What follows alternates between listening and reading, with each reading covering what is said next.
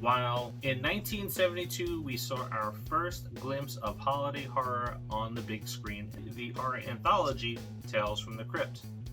Later that year, the poorly received Night of the Full Dark Moon was released, and its lack of success and quality led to a couple of name changes to finally landing on Silent Night, Bloody Night.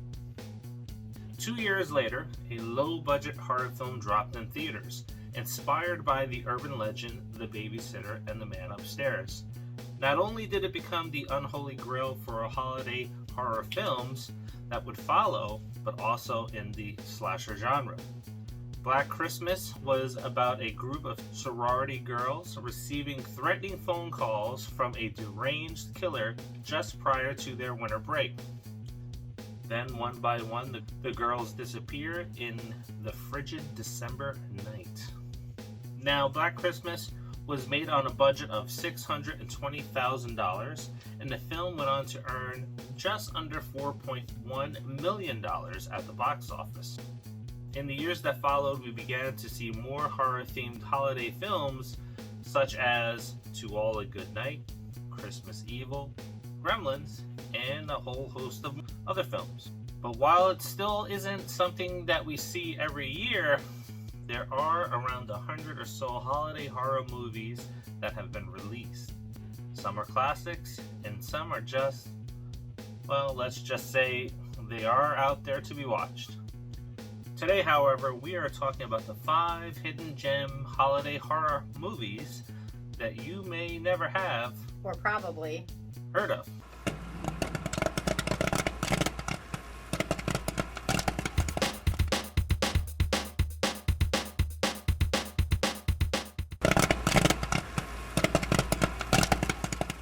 Number 5. Sick for Toys. Roy is the nice guy who, throughout life, has always managed to get the short end of the stick. One day, however, he meets the beautiful and strangely alluring Amelia. He accepts an invitation to have Christmas dinner with her. Roy arrives to dinner to discover that it is not just the two of them. Amelia's awkward brother Edward is also there. Roy soon realizes that Amelia and her oddball brother are not what they seem, as the horror unfolds and he ends up fighting for his life. This movie's a little bit disturbing. Just a little bit. Amelia's got some sick fetishes that kind of play out on screen, and wow. And you can tell that Roy's this nice guy who doesn't have a lot of friends because he barely knows this woman and he's accepted an invitation to Christmas dinner. Of all things, right? Major holiday, usually meant for families, and he's going to some strange chick's house. Well, maybe he thought he was going to get some. Well, that's probably what he did think, or he was hoping. And then he met her brother. Yeah. They are just a little strange. Just a little. As you're watching, you're kind of saying to yourself, I know I was, what am I watching? This is like a car wreck. I just can't take my eyes off of the screen. Not because it's bad, it's just because of the subject matter that is covered in this film.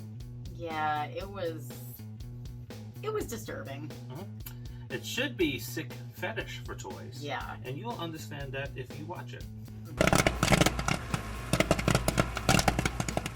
Number 4. ATM.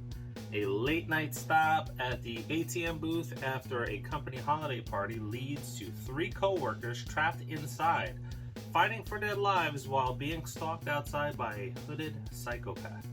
ATM takes place in an ATM booth. This is a slasher film. You never see the killer's face. You see his eyes, that's about it. Yeah, it's not a mask like we would see in other films. It's a ski mask because it is the middle of the winter. It's very cold. When the movie started, the temperature was reading -3. By the end, it was -5, and you could see the ice and frost forming on the windows of the ATM kiosk. So yeah, it was very cold. Yeah, so not only do they have to battle a psychopath, they have to deal with the elements as well. Yeah, they're not dressed for it, right? Because they were dressed for a holiday party. Mm-hmm. Number 3. Black Friday. It's Thanksgiving night and disgruntled toy store employees begrudgingly arrive for work to open the store at midnight for the busiest shopping day of the year. Meanwhile, an alien parasite crashes to Earth in a meteor.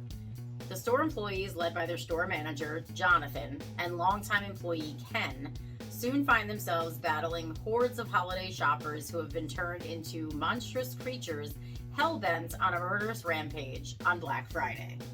It's Bruce Campbell. Should I say anything more? Should we go any further with the discussion on this? So you'll have two names that you recognize pretty easily from horror. You have the store manager Jonathan is Bruce Campbell, and then the longtime employee Ken is Devon Sawa. It's a fun movie for the holidays. It's about time that we actually made the real-life zombies of Black Friday into actual zombies in a movie.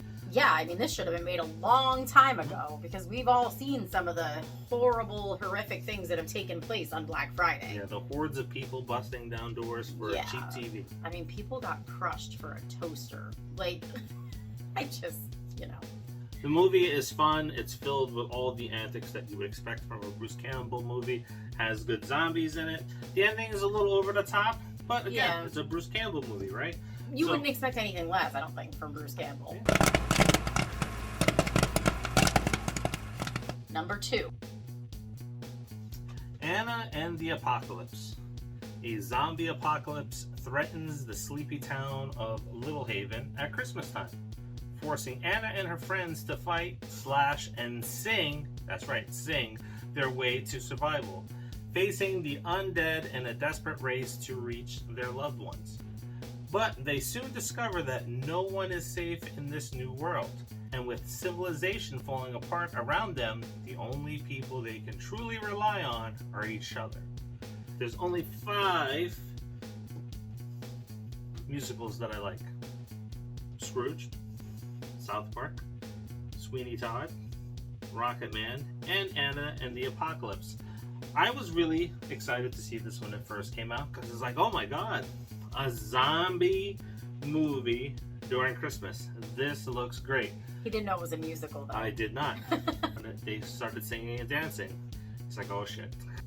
After I watched it the first time, thoroughly disappointed that it was a musical, I couldn't stop thinking about it, and I went back to watch it, and I enjoyed it, and I've seen it ever since, at least once a year. And I have to say, it's really good. And I also was not a huge fan of it the first go around. And not because it's a musical. I like musicals for the most part.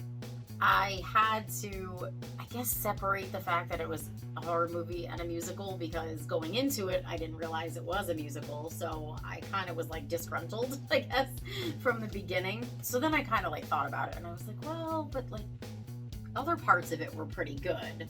So then we watched it again, and we both enjoy it. It's Glee with zombies. Number 1. Better watch out. Ashley travels to the suburban home of the Learners to babysit their 12-year-old son Luke during the holidays. She must soon defend herself and the young boy when unwelcome intruders announce their arrival. This is just an amazing horror film. This is really good from like beginning to end, and you're always kind of like, what's gonna happen next? Like, definitely the entire time, and you kind of don't see some of the stuff coming, which is always a good thing. Yeah. If you like Home Alone, this is your horror movie version of Home Alone, and they even reference it in the movie. Yes. Because they're doing the paint bucket trick at one point, and they're trying to figure out if it would work in real life. The little boy in this movie, what a prick. Yeah. Oh my god, I want to punch him in the face. I know he's 12, but seriously want to punch him in the face. First of all, he's gross. And he is just an asshole. And he's definitely a sociopath. Oh yeah, maybe in real life, because he pulled it off perfectly. Yeah, I was like, I thought about that watching him, and I'm like, man, he's either a really, really good actor, or he is definitely a sociopath. Excellent writing, excellent story. All 5 of these movies are very good. Better Watch Out is clearly the number 1 out on this list here. Yeah. But definitely take a look at these films if you have some time. Again, links will be in the description on where you can find them. But what are you watching this holiday horror season? Yeah, I mean, do you guys have a list for yourself, or is it all just like family movies that you watch with the kids?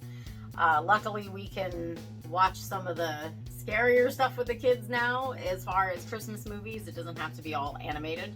Though I do like some animated Christmas movies. And as we talked about in one of the previous videos, anything with snow counts. The Thing is in, Shining, 30 Days of Night. If it's got snow, it's a horror movie. Heck, American Werewolf in London has a Christmas scene in it. It is a Christmas movie. Four brothers. They start off with Thanksgiving and end with Christmas, so... That's not a horror movie. I know, but it's still a Christmas movie.